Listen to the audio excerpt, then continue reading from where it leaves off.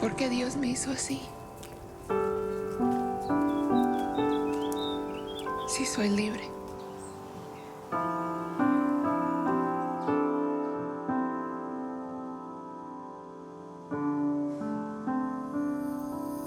Quiero ser diferente. Hey guys, this is Danielle DeLate for The Buzz, chatting to Evelyn Lorena. She is the writer, director, and actor in Gabriela. It is an Oscar qualifying short film that also stars Maria Tellon and Victor White. How are you, Evelyn? I'm doing really well, thanks. I feel special and lucky to be here. What was it that inspired you to not only write, direct, and star in Gabriela? I think it was just a really personal story and exploration for me. One of the mentors in our fellowship that the film was a part of, the Lali Fellowship, really encouraged me to dive into it. And so I at first was kind of scared because I wanted a bit of separation from the story and some of the personal elements, but then I felt it was important not only for the authenticity of the story, but then also or the emotional authenticity of the story, but also I guess it was kind of healing in a way, and it created a lot of empathy for the characters that I created and for my family, and so I think that was the original kind of push to do all of those roles. But before that, I think there was just a lot going on in my life personally with my health, and I wanted to craft a story about the things that I had sort of learned about through that experience. Um, the idea of what is personal freedom for someone and how you can sometimes have all these restrictions like Gabriela does, or at the time, like I did with my health, and learning to still be able to liberate yourself, within yourself. And that was a really interesting concept to me. So I tried to infuse the story with that. So it's interesting you talk about your health. Can you talk a little bit more? You've mentioned before, I've talked to you about, you came out of a coma and you're working on Gabriela. You were learning to walk again. That's an incredible feat to overcome that and to be working on an independent film, short film.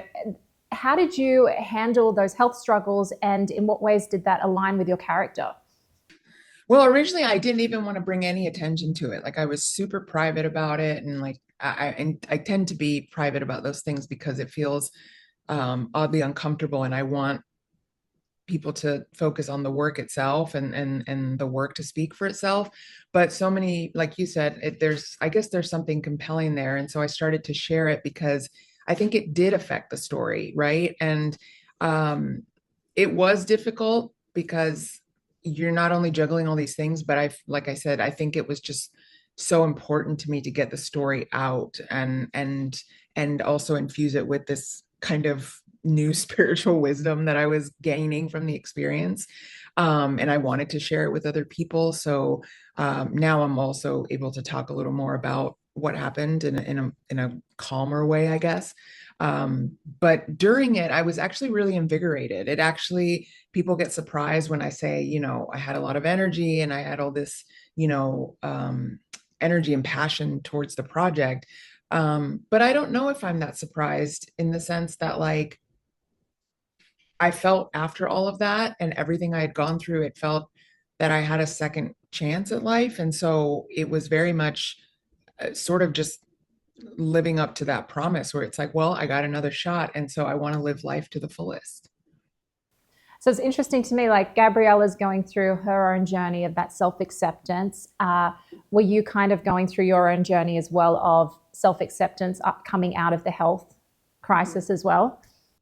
Yeah. And it's funny how I talk to a lot of, colleagues and who create, film or music, and they always say that whatever they're working on somehow is connected to what they're going through. And like I said, originally I wanted to separate myself, I think, a little bit from it, but then I started leaning into it more because, well, and even in interviews, people would ask more about the personal stuff. And I was like, oh, I don't want to talk about, but then you just realize how much of it is infused into the work and how much of it is so subconscious.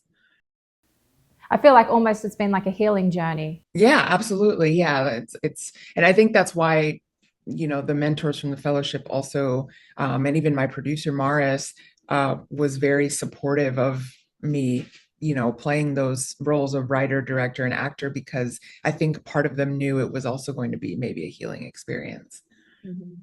Well, I also want to talk about the cultural aspect of sharing a story like this. Was it important for you to really represent your culture? And do you feel like the entertainment industry is still missing a lot of these stories that need to be told authentically?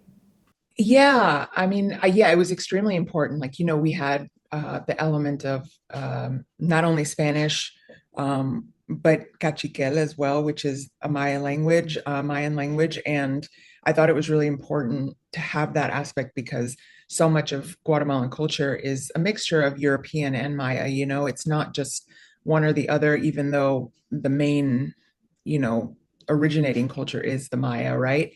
And there's so many indigenous sects within Guatemala. So I really wanted to represent um, not only my own, but of course Maria's, because Maria is very actively involved in the indigenous community in Guatemala, especially in theater, which was another appealing reason to have her in it, to really show art, how vibrant the artistic community is within, not only Guatemala, but the Maya community. And so that was really important to me for sure. And also just to show it out to the world that we exist and that it's vibrant and there's a vast, multitude of culture there, and reconnecting to that for many people who maybe have lost that connection, including myself. Do I think Hollywood needs to improve on that? Yeah, in the sense that, there's there's been a standard of how people tell stories in Hollywood, and sometimes, unfortunately, Latino or Indigenous communities have gotten left out. So I'm hoping with things like the fellowship that this film was a part of, and all the new different diversity initiatives, that we'll begin to see, I think, a little more of those stories. And we feel really lucky to have been a part of that. And you mentioned Maria Telon. Oh my gosh, her acting was phenomenal in this. How did you find her? I saw La Llorona by Jairo Bustamante, and it was produced by La Casa de Producción, which is a Guatemalan based production company. And they also represent Maria. And at the time, we were looking for the right mother, and Morris and I reached out to them, and they recommended her. And we didn't need to see anybody else. From the moment that, she walked into the room, it was like that, this is the person. So we were very fortunate in that regard, because sometimes, finding the right person can be difficult.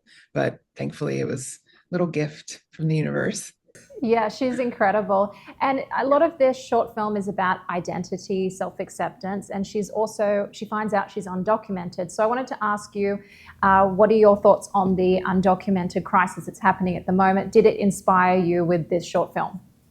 Yeah, there's a lot of personal roots to that. And yeah, and I won't, for the sake of privacy, get into, the complications of that, but there was personal roots, and so that was a huge inspiration. But then on the other side, I think part of me, and this goes back to the representation aspect of why I wrote the story, is that at the time that I got the inspiration for the story, I had only really seen certain narratives for the undocumented community. I didn't see, you know, uh, I guess I don't want to say not cinematically compelling. It's just that they just felt like they were the repeated narratives of, crossing the border or having a lot of trauma, or just seen in a certain way. And I wanted to tell a story that was a little more human and a little more authentic to, the community's inner life and what they strive for, in society, which is, everybody has their own individual dreams. Like Gabriela, she wants to be a swimmer. Some people want to be doctors. And I wanted to focus on that a little bit more, and also the struggles that the person does have, but in a human way. And I didn't necessarily want it to feel like it was propaganda or a call to action. Not that that isn't important, but I think it was more important for the audience to connect in a deeper way, um, to the character, because empathy, I think, moves people in a different way. And that's what I wanted. I think somebody recently said something really lovely that I thought it was very moving to me, where they said it isn't a call to action, but it's a call to living. And I thought that that was really beautiful because it is. I think that that's what the story really is about, is calling you to your best self and to find empowerment with yourself and have worth in yourself and value in who you are and what you bring to the table, which is a very universal thing that everyone, wants for themselves, and is looking for. So I think in terms of, to get back to your question about the undocumented thing, um, I didn't want a story that was continuing what's happening now with dehumanizing, because every time I think you turn on a newscast, there's scapegoating of immigrants and xenophobia and all these things, which policy wise, I can't speak to how to fix that necessarily because I'm not a politician, but I can say that if we can have a little more empathy and connect with these characters and their inner lives, we're going to start to see that we're not all that different and that we all have a lot more in common than, we may think. I do agree with that we all have a lot more in common than we perhaps may think at times, and even with this story, there is that universal theme in it. Yeah. Yeah. And it's that thing of, there was an interview that I did recently where I had a lot of nervous laughter in the interview because I was kind of unsure of how to handle their response, because they were sort of shocked that all this stuff happens with undocumented people. And I guess rightfully so, he was shocked, because I don't think the truth of that is out there entirely. And I think there's a lot of false information. So it's in the shadow. So not only are people already kind of feeling, they may not be aware that they are dehumanized, because I'm sure if you ask an immigrant or anybody, even my own family, that they're very lucky to be here, that they feel grateful to be here, and that it's a great opportunity. But that doesn't mean, I think, looking from the outside, that there is a lot of dehumanizing qualities to the way that the undocumented community is portrayed. And that's something that was important to me in the story, to bring back a little humanity to the community and to the topic. And I wanted to also talk about the theme of water in Gabriela and what it means to Gabriela. Well, I'm not sure what it means to her personally, in the sense that I think I take that back. Okay. So playing her, let's say that, I felt a real connection to the idea of freedom. Like it was the thing that would create freedom. What I guess I was trying to say about, I don't know what it means, is that I think water is going to mean something different to each person that watches the film, right? I think somebody a few days ago said that it was like amniotic fluid to them, like birthing the new person. Somebody else saw it in a different way and really connected it to the nature element of, that's present in Mayan culture. And it's just going to feel different, I think, to everybody, including myself. But as the character, I think it was very much so a source of liberation and reconnecting to some sense of peace for her, which I think that's what the feeling of freedom does for anybody, so I think that was what was important to her, and then later I think it means something else, like within the narrative. But yeah, for Gabriela as a character, I think it was freedom. So I really want to talk about one scene before we wrap up the interview today. There's one moment she says, "Why did God make me like this if I'm not meant to be free, or if I'm meant to be free?" It's so powerful. I think that there's, when you're going through not knowing who you are on like a very existential spiritual level, or the struggles that you're going through, you end up sort of like internalizing them, and you're going through some hard things, and then you're starting to question your worth, because you're like, why are these restrictions happening? What have I done? You're asking, like, karmically, like, why is this happening, almost?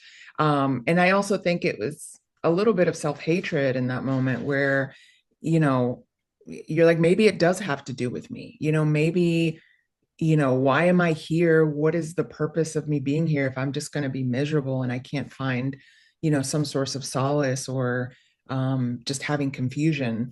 And I think that that's really relatable to anyone, really, because we're all trying to figure out why we're on the rock, on the rock in space. So I think that that's like the deeper sort of spiritual aspect of it. But I think just in the moment, she was just really frustrated. She wanted a way out, and she's asking God, like you said, and there's the image of physically reaching up to the heavens. Yeah.